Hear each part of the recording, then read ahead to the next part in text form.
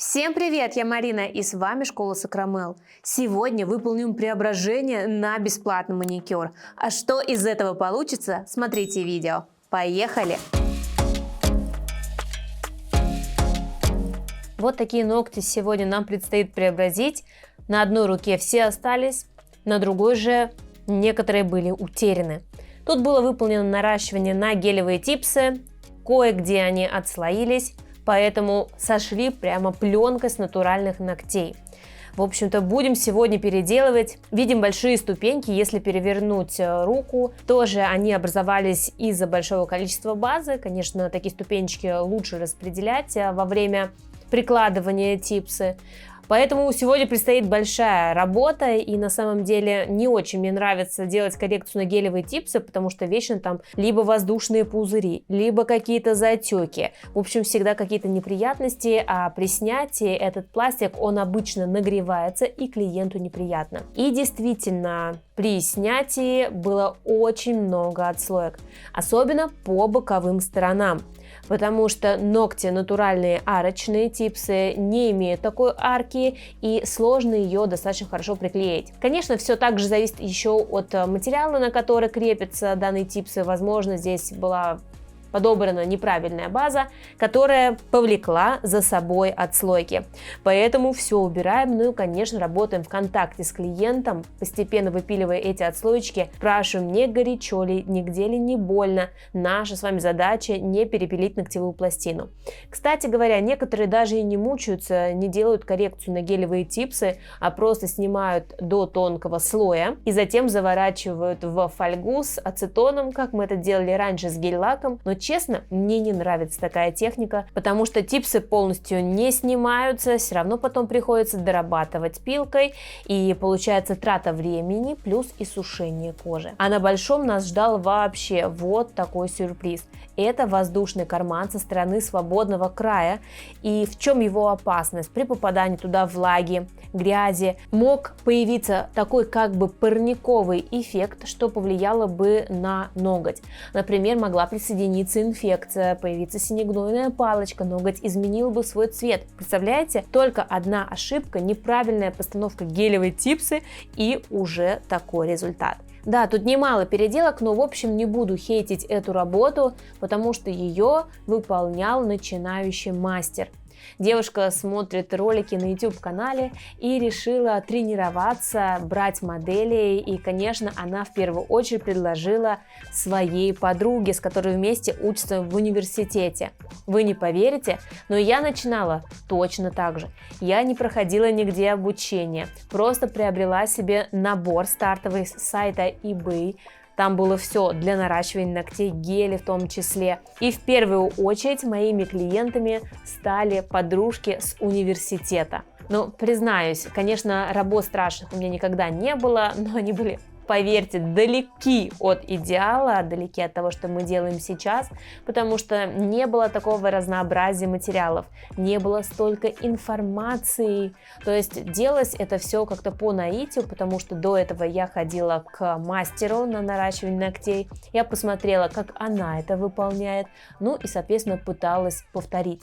И только затем, через год, после того, как я уже работала с клиентами, я пошла и прошла базовый курс, который длился несколько месяцев, ну, затем постоянное повышение квалификации и усовершенствование техник. Поэтому, поверьте, я знаю все ошибки, которые допускают новички, к тому же я вижу эти ошибки, например, в работах студентов, и всегда даю рекомендации, как их можно исправить. Вот, поэтому такое было очень классное время, когда тебе все интересно, когда ты впитываешь информацию как губка и учишься на своих же ошибках. Вот, поэтому, если даже мастер здесь как-то слегка накосячила, это не страшно, это ее опыт. Самое главное, долго не засиживаться на этом уровне, вовремя понять и осознать, что необходимо пройти обучение.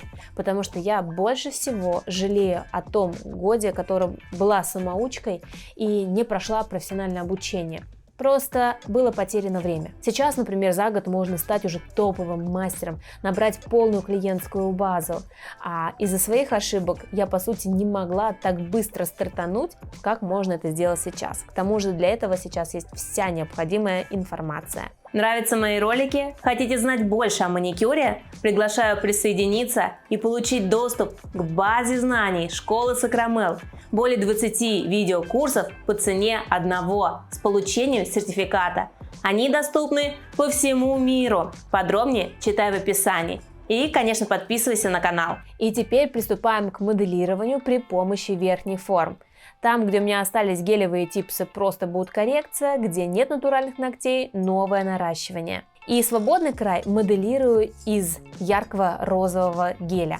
Это моделирующий гель, поэтому он сразу будет держать хорошую арку. Вытягиваю необходимую мне длину и закладываю материал по точкам вброса для того, чтобы все прекрасно держалось.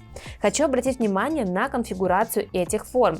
Если посмотреть на видео сбоку, то видим, что апексная высшая точка слегка смещена к центру пластины, поэтому зону около кутикул необходимо достроить, чтобы была необходимая прочность. Но это мы оставим на потом. Также я устанавливаю форму с отступом от кутикулы, потому что там у нас будет другой цвет. Мне захотелось выполнить такой радужный переход. Простое омбре, с которым справится любой, даже начинающий мастер. Ну и теперь убираем ступенечки в зоне кутикулы.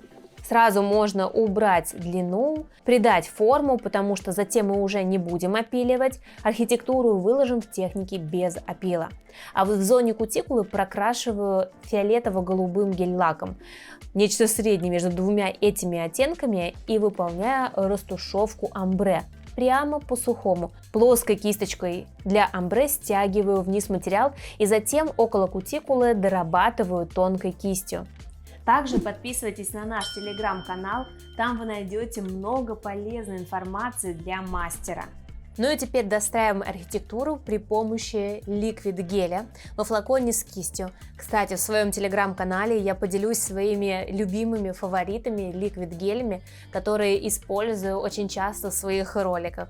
Мне нравится этот материал за счет его консистенции и за счет армирующих свойств. Он сгибается, дает некоторую пластичность, но при этом твердый, то есть нечто среднее между базовыми покрытиями и твердым гелем.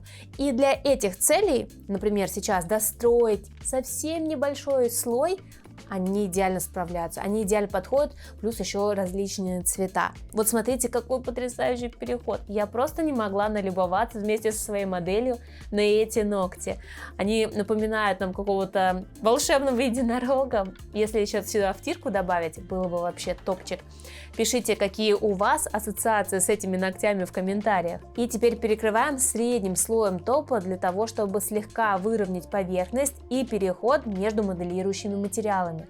Ну и, конечно, выпиливаем изнанки. Убираем эти гелевые типсы, убираем эту толщину, оставляем необходимую нам толщину до 1 мм. Ну и, конечно, подубираю те ступеньки, которые были от предыдущего материала под ногтями. И вот такой нежный, красивый результат. Вау!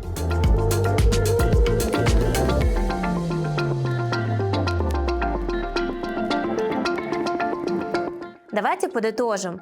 Пробовать себя в маникюре на начальном этапе – это нормально. Ну а затем, конечно, я рекомендую проходить профессиональное обучение. Поэтому смотрите другие полезные видео на канале, подписывайтесь и жду вас в нашей школе. Всем успехов в работе, счастливо, пока-пока!